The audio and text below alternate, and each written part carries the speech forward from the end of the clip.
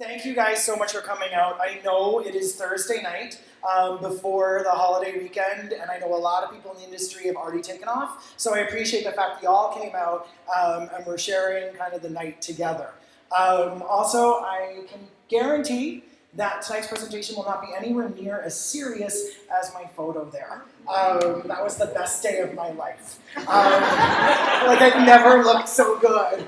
And as you can tell by my thinner hair, that was not yesterday. And I am a creative director. I've been a creative director probably for about 10 years. I've been in the industry for a long time. Right now I'm actually working as a freelancer. And what that means is that I am constantly looking for collaborators. I work with brands and agencies all over North America, all over Vancouver, but I'm always looking for designers and photographers. Right now, especially, I'm looking for illustrators. I've got a project right now. Honey, talk to me later. If you're cool and you're keen, bring me your card. Say hello, or take one of my cards. Let's connect, and let's figure out how we can make big ideas come to life together, all right?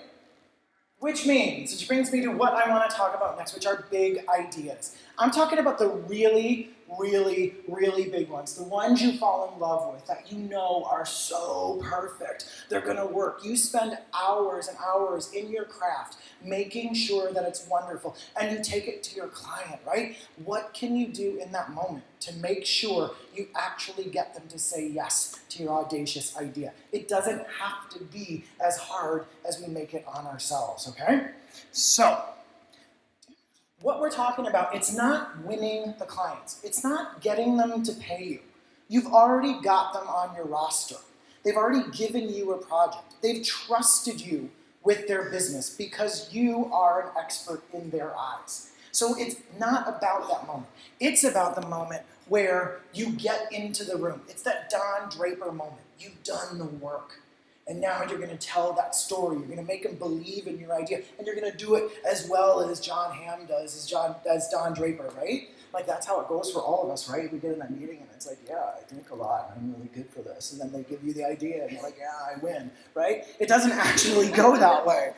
What I'm going to do is I'm going to give you 10 lessons that you can use to get buy-in for your big ideas, all right? So, like Ami said, I've been in this industry for a long time, both in advertising and as a designer. I was a creative director back in Chicago working at Razorfish. Then here I led the creative department at Noise Digital for 6 years. Now I'm on my own, like I said. Over the course of those 20 years, I've been lucky enough to have a lot of big ideas go through. One of my favorites, we actually convinced Sugar Crisp to cut the head off of their 50-year-old brand mascot. That brand mascot, Sugar Bear, he was a children's toy. He was on sweatshirts, he was on shorts, he's on the cereal box, and we convinced them to decapitate him and mount it on a trophy plaque and allow college students all over Canada to actually tweet whatever they wanted into the bear mouth, and it said it live on a webcam. What the fuck was my client thinking, right? Like, they actually went along with it because they believed in us. Now, we also had some ideas that crashed and burned, right? We all have. I think my favorite, and I swear to this day this idea would have worked and it was going to be perfect and it was amazing, just like you all are with your ideas. We were going to make a laser-printed toaster, right? A toaster that printed family portraits on pieces of toast for Nutella. Tell me that's not amazing! And what did my client do? They just went, meh. Like, I'm like, oh my God, you don't get it. And I was like, oh, you suck. And we move on, right? Now, I want to hear an idea. Who else has had an idea fail? I want to hear one from the room. Anybody volunteer? I want to hear your best idea. It doesn't have to be a laser-printed toaster. Anybody? Anybody? Y'all are going to have to share them later anyway, so you may as well start now. Well, I'll kick it off. All right. So recently, a client came to us, small business owner. They had a gelato shop that they were rebranding. And so they were like, listen, we want to relaunch. We want to shock and awe. That's what we want, right? And this is a small shop, so that phrase, we're like, okay, are you sure? And they're like, yep, shock and awe, that's what we want. So we build out this shock and awe campaign. They're trying to be the gelato mafia. That's their thing. And so we had all of these different contests, and you could win this Vespa for a week. It's like this black kind of badass Vespa that's branded with this idea. And when we came back with that, they said, "Oh no, we just want like a regular launch." Anybody else? Maybe got one other one to share? I've got time for it. Kieran. Put you on the spot. What was our best idea ever? Made without mouthfuls. Oh, made without mouthfuls? Yeah. Okay. Who was that for? Goldfish. Oh, go on. Give me a little more.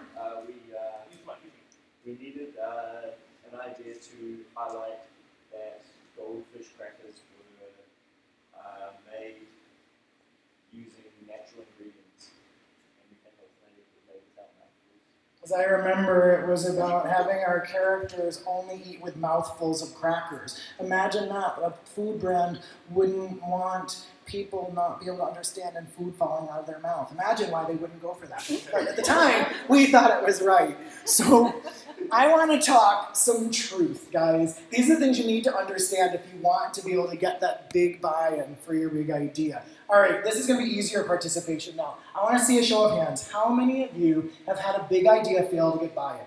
This is the part Ami already stole. Come on, I know we've all been there. Put the hands up. Keep them up. Keep them up. Now, how many of you thought that idea was absolutely perfect? There's no way it wouldn't work. Okay, everybody still has your hands up, right? And I'm willing to bet that when your client didn't choose your idea, they said to you, stupid client. Or you said to them, stupid client. Well, you didn't say it to them. You said it to yourself, obviously, right? But of course, to Taylor Swift, even she says stupid client sometimes, right? So it's like, stupid client. And I'm willing to bet that the next thing you said was didn't get it. Stupid client didn't get it. We've all said it numerous times, okay? But I'm going to challenge you. What you should be saying, and Taylor Swift is giving the right reaction here, a little bit of shade, stupid creative didn't explain it. Because that's the reality, okay? It's like, if your idea really was perfect, okay, and the client didn't get it, it's not their fault. It's ours, okay? It's like the client is there, okay? We are solving their problem. We are the creatives, yes. There's going to be strategists, yes. You have account people who might help you in the moment. If you're a freelancer, you're a designer, at the end of the day, it is your job to make the client understand, not theirs, okay? If they don't understand, it's because we didn't explain it. That is the foundation. That is the most important thing to remember as you go to sell in a big idea. It's like, can I do a good enough job of explaining this? If not, the only person to blame is yourself. Because if that idea actually was perfect, which we all believe it was, then you need to make sure you can actually explain it. And that is where these 10 lessons come in. See how that transition works? That works pretty good. There are 10 lessons for you to be able to get buy-in for your big ideas. The first one is an easy one. Or is it? Lesson number 1, have empathy for your client. If you understand what your client is hoping for out of your project, it will make your life convincing them a heck of a lot easier. Okay? Your client has so many more problems than the project you're working with them on. They have 100 things. They have 1,000 things they do in a given week. So many more than just our stuff. They're thinking about vendors, they're thinking about salespeople, they're thinking about whatever their boss is like. You are just one thing in their head. If you understand that, and that you are going to make their life easier, suddenly explaining your idea is all about helping them. It's a lot better. So how do you get that empathy? How do you understand them? If you've come to Creative Pulse before, you've probably seen this. This is an empathy map. It gets you in the head of your client in this case. That's your client in the middle. You spend 10 minutes, set a stopwatch, and write down all the things that they see in their day when they're thinking about your project. Write down what they think and feel. Write down what they hear. Write down what they say and do. Keep going until you fill up that damn paper. And then write down what are their pains and what are their goals. You do that, and suddenly you've walked a mile in their shoes, and it's a heck of a lot easier, like I said, to convince them that your idea is a good idea if you can display some empathy and start talking about the things that you now know that matter to them. All right, lesson number 2. Make sure your idea is in fact a good idea. How do you do that? I use a simple framework called NUF. N-U-F. It's really, really easy. The N stands for new. Make sure the big idea that you're bringing to your client actually is something new. Have you done it before? Has somebody else? Has the client already done it? Make sure your idea is fresh. Don't waste their time with something that's already been done. Next, ask yourself, is this idea actually useful? And when I say useful, what I really mean is, does it answer the brief? If you're hired to drive sales for a brand, and your big idea is drag queens and Meryl Streep, you better make sure drag queens and Meryl Streep can actually drive sales. If all they do is get you awareness, then it is not useful. And your client is not going to approve that idea. Be honest with yourself, get out of your gut, and remember what you were hired to do. Evaluate your idea and make sure it actually does it. Last piece of your framework is the idea feasible. Feasibility is a place where so many of the ideas we love tend to die. This is budget, this is timeline, this is logistics. Make sure you have those three things figured out. Because if you don't, the client's going to call you on it. And if they say, wait, how can we do this in 2 months and you don't have an answer, then they're not going to approve the idea. All right? So, make sure that idea is new, make sure it's useful, and make sure it's feasible. If it is, then you get to move forward. All right. Lesson number 3. This one's one of my favorites. All right? Lesson number 3. You are not magicians. Okay? It is not a magic show. Surprises don't work.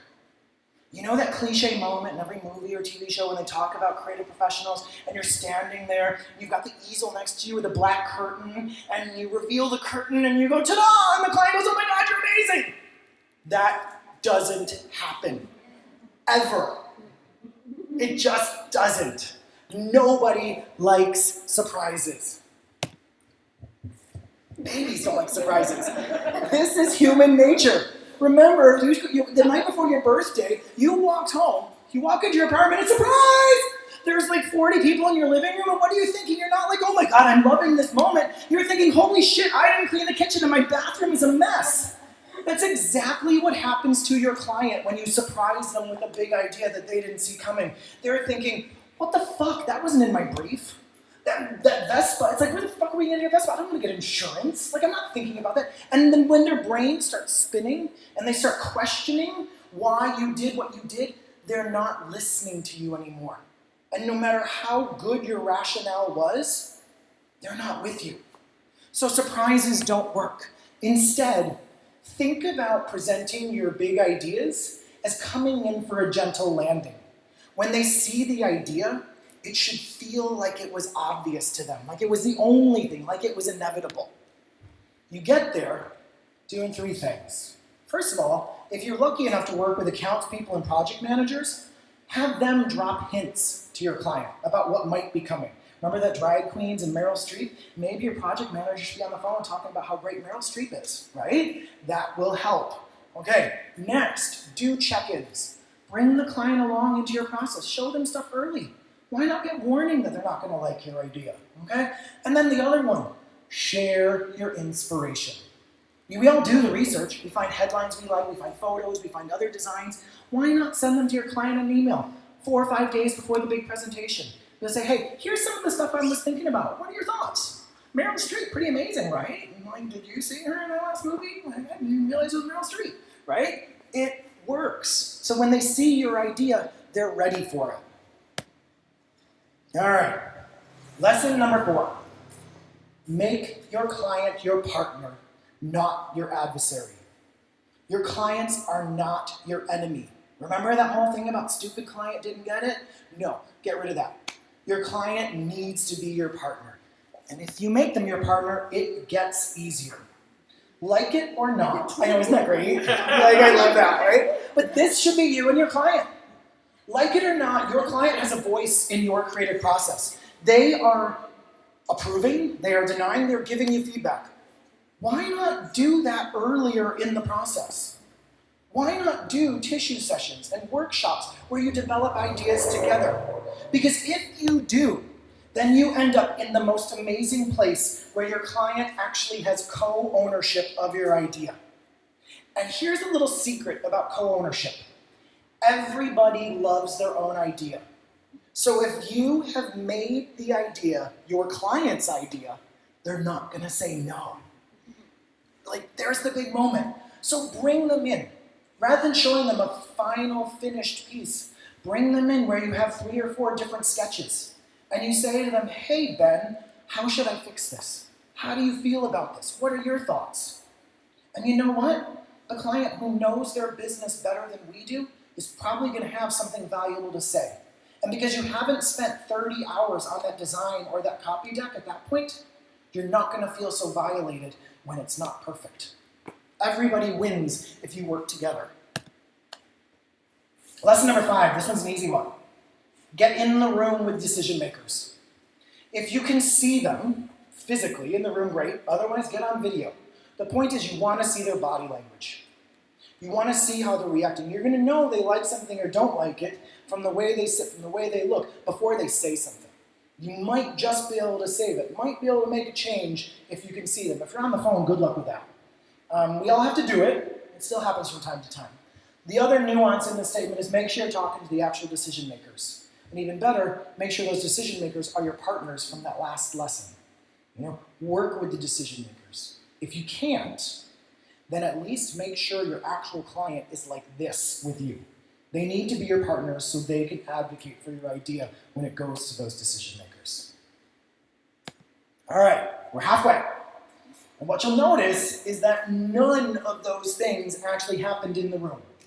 All of them were about preparing yourself before, in the hours, the days, and the weeks before. The next 5, don't worry, they move a little bit faster than the first 5. The next 5 are when you're actually in the room. Lesson number 6, get them agreeing with you. This came from my good friend Jadine last night when we were chatting about this. So I changed my lesson because of Jadine. What you want to be able to do is you want to be able to use the opportunity to get the client on your side. Get them agreeing with you early on. Do it easy. There's an easy thing to do when you start your presentation. Restate the objective. We are here to drive more sales for our brand. This is why I did X. Okay? It's a super easy thing to do. Next, why not use a customer insight if you've got one? A customer insight is an absolutely irrefutable truth. And usually it's pretty damn obvious, right? But the reason you share it is because you want to show understanding. When you restate the objective or you share that customer insight, you're letting the client know that you actually, A, understand their business, God forbid, that you have empathy for their customers, even better, and it gets them starting to agree with you. If you say that objective right, if you say the insight just the right way, they start nodding their head, and already before you've even shown them your idea, you're conditioning them to like you and to say yes. It's super psychology stuff, but it works. All right, lesson number, 7. Introduce your big idea as a story and do it from the customer's perspective. Like, don't walk me through an interface, don't make me say, you click here and then it goes there. No, tell a story. Tell a story from the customer's perspective, right? It's like, what do they see first? What happens when they click? What happens when they enter in? Where do they go? What do they do? And what are they feeling? That's the most important part. Make that story interesting. You've spent hours, days, weeks working on your big idea. Now bring it to life in a way that matters to your client, and that is for their customers. Lesson number 8, get ready for some Beyonce on this one. She's there. Direct your client's attention. Remember the empathy that I talked about? Those 1,000 things going on in your client's head every single day? They get distracted. They have short attention spans. They're going to forget what you're talking about. So when you're telling that great story, tell them where to look. Tell them what to look at. This is super basic, but do it. So when you're talking about that button, the really important one, that's the most important part of the entire experience, tell them it's in the top right corner. So they look in the top right corner at the button, which is the most important part. If the smile on mom's face at the end of the storyboard is the most important moment of the entire ad, then say, mom's smile in the left third of the final frame. The reason we do this, and it's so basic, is because if your client is lost, if they can't find your button, if they can't find the smile, then they're not listening to you. Their head is like, where the fuck is he? I don't understand. They're not listening. And you want to keep their eyes, their ears, and their brains exactly where you want them to be. Does that make sense? I mean, it's so basic, right? All right, number 9. This is another easy one. Start doing it tomorrow. Use their words. Here's that empathy again. Remember who your client is. Remember what matters to them. The creative rationale for your ideas should come from their words. Your clients aren't photographers, designers, animators, or copywriters. If they are, God bless you. They'd be the hardest clients in the world to work with, right? They're awful. But remember, your clients didn't go to design school. They didn't go to film school, and they don't spend 45 hours a week thinking about fonts and color palettes and whatever have you. Your clients instead are concerned about sales and awareness and conversion rates, things like that. So they don't care about corner radiuses or new red cameras. You need to use their language when you rationalize your creative choices, right? So if you're trying to explain why you chose a certain font on the interface, it wasn't because a italicized font matches well with the humanist logo type. No, yawn, no one cares about that. It's like, except you, the designer. Instead, it's because the italics stand out and make it easier for us to drive awareness of the message. Those are the client's language. Now, where do you find that language? It's in the brief. The client already gave it to you. All the conversations you had in the run-up to your big presentation where they talked about the things that actually mattered, that's the language you need to remember. That's the language you should use when you explain why you did what you did. And lesson number 10, this is the last one. Bring the passion. You guys are the experts at what you do. You guys, you ladies, you all of us. We are the experts at what we do. We are the creative professionals. Your clients are paying you to bring your craft. Present yourself like the expert. Do it with passion. Get excited about your work. Now, as you could probably guess, I'm a bit like a cheerleader on cocaine and Red Bull when I get in front of a client. If you think this is high energy, you should actually see me in front of a client. It's like super over the top. I'm not saying you have to have high energy to be effective. What I'm saying is that you have to be passionate about the solution that you've come up with. What does that mean? It means you have to love your work and let it show. I love this presentation, and it shows in the way I'm delivering it, right? Like, your solutions need to be presented the same way. It's like, don't memorize your speech. Know it. Because the client will interrupt you, because the button will stop working. And it has to be in here. It has to come out of you so naturally. You've spent 40, 50 hours with your idea. Know it and believe it, and let that conviction show. Don't read it. Perform it. If there's copy, a headline, rehearse it. Stand in front of the mirror. Say it with feeling. Hopefully, in my case, it doesn't require sincerity because I don't do sincerity very well. It always comes off snide. So know your limitations, but do it with passion. Know it really, really well. If you believe it, and you believe it, they are going to believe in you, and they're going to believe in the idea. Because if you don't have confidence, if you don't convince them, they will never take a leap with you. And that's what it's all about. You have invested a ton of time and work into that big idea. If you don't present it with conviction, the physical presence, then there's no way they will ever take that leap with you. All right, that was it. 23 minutes, 10 lessons, how to get buy-in for your big ideas. Here they are. Just a couple, I'm not going to run through them all the way, but remember, empathy for your client. Get those phones up, take pictures, write quickly, don't worry, it's going to stay on screen for a while. No surprises, make your client your partner. Get in the room. Share that big idea as a story, and then I love it. Use their words and do it with passion. Ami, are we taking questions now? Or are we taking questions? All right, we're going to activity. We're going to activity. All right, first up, round of applause for that presentation. Thank you very much, Ryan.